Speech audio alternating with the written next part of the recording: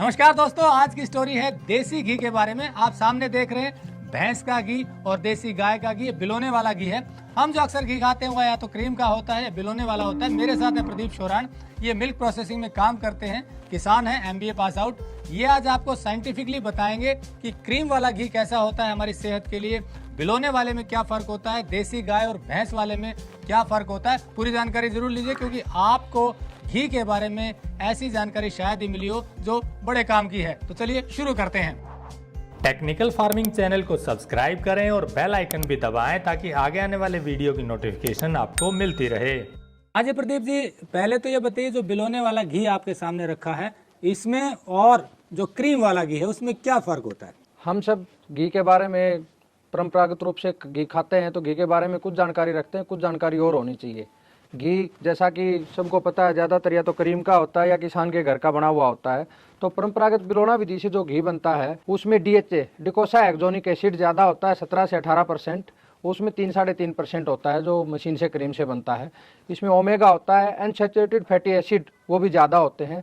ये सारे कारक है, ये मिलकर कैंसर को कम करते हैं, इंसुलिन के रेजिस्टेंस को बढ़ाते हैं, वात रोग कम करते हैं। तो ये सारी चीज़ें हैं जो आदमी को हेल्दी रखते हैं। इसलिए हमें क्रीम का घी खाने के बजाय किसान के घर में बना हुआ परंपरागत विधि से बिलोना घी है वो खाना चाहिए। अच्छा, जो क्रीम वाला निकलता है वो कैसे निकलता है और ये इसका थोड़ा सा डिफरेंशिएट? क्रीम वाला उसमें एक तरह से ये कह सकते हैं कि मशीन से तैयार घी होता है। परंपरागत बिलोना विधि घी का सबको पता है कि पूरे दिन किसान जब अपने पशु से दूध निकाल लेता है उसको गर्म करने के लिए, जिसको हम देसी विधि से कहते हारा बोलते हैं, कम आंच के ऊपर रखता है, वो धीरे धीरे गर्म होता है। फिर उसको रात को जामुन लगा के अपने बर्तन में जमा देता है, उसका दही बनता है, फिर उसको मथ के बिलो के तैयार किया जाता है। तो ये एक तरह से जिसको कहते हैं कि अमृत कहा गया है हमारे वेदों में भी, तो एक अमृत रूपी घी तैयार होता है इस विधि से।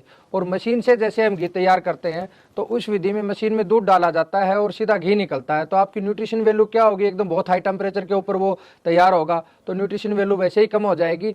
अब बात करते हैं कि जो देसी गाय का घी या भैंस का घी, इसमें क्या फर्क होता है? क्योंकि अक्सर ये लोग कहते हैं कि भैंस वाले से देसी गाय वाला अच्छा होता है। क्या अंतर है दोनों में? देखिए, दोनों में मूल रूप से तो फैट का अंतर है। भैंस के घी में फैट होता है 7 से 8.5% के बीच में और गाय के घी में फैट होता है 3 से 4.5% के बीच में। तो दिनचर्या है, जो आदमी शारीरिक रूप से कम मेहनत करता है और कम एनर्जी यूज कर पाता है, उसको तो कम कैलोरी जला पाता है, तो उसको गाय का घी प्रयोग करना चाहिए। उससे उसकी फैट, क्योंकि फैट कम होती है तो मोटापा कम होगा।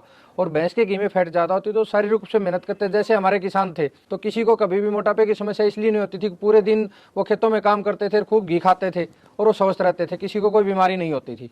तो दूसरा, विटामिन ए ज़्यादा होता है जिसकी वजह से आप लोग देख रहे हैं कि रंग भी पीला होता है, और ओमेगा 9 होता है। ये मेन गाय और भैंस के घी में ये कंटेंट है। मेन जो डिफरेंस है वो फैट का ही है। फैट का है, लेकिन कहते हैं कि भाई हार्ट के लिए नुकसानदायक है, भैंस वाला घी वाला अच्छा है। ये कोई, इसमें भी कोई साइंटिफिक डिफरेंस? देखिए, ये भ्रांति ज़्यादा है। तो विभिन्न, चाहे NDRI की, चाहे बाकी जो रिसर्च इंस्टीट्यूट्स हैं उनकी स्टडी से ये निकल के आया है कि सारा रिफाइंड ऑयल, उनसे ज़्यादा हार्ट की बीमारियों का खतरा बढ़ता है बजाय गाय और भैंस के घी खाने से।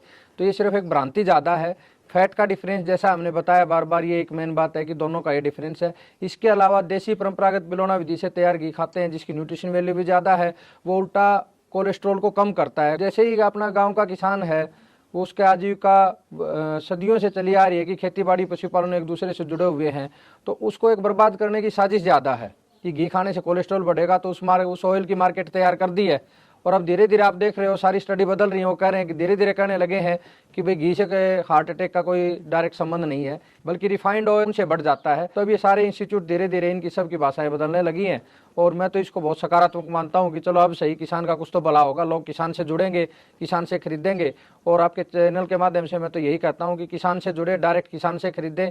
हम किसान की परवाह नहीं करेंगे तो किसान हमारी परवाह नहीं करेगा। जब हम उसको रिस्पेक्ट, रिवार्ड, रिकॉग्निशन देंगे तो किसान बहुत सीधा साधा आदमी होता है जो हर एक आदमी को रिस्पेक्ट करता है। तो हमें किसान की परवाह करनी चाहिए। आजकल एक ट्रेंड हो गया है, गांव में भी मैंने देखा कि कुछ लोग सिल्वर के बर्तन में ही गर्म करते हैं दूध को और सिल्वर में ही जमाते हैं। तो बेहतर कौन सा, मिट्टी वाले और इसमें कुछ फर्क है? कौन सा बेहतर? सारा ही फर्क है। हमारे बुजुर्ग जो सदियों से थे वो मिट्टी के बर्तनों में खाना पकाते भी थे और जो दूध गर्म रखते थे, जिसको हमारा बोलते हैं, उसमें जो कढ़ानी होती थी वो भी मिट्टी की होती थी।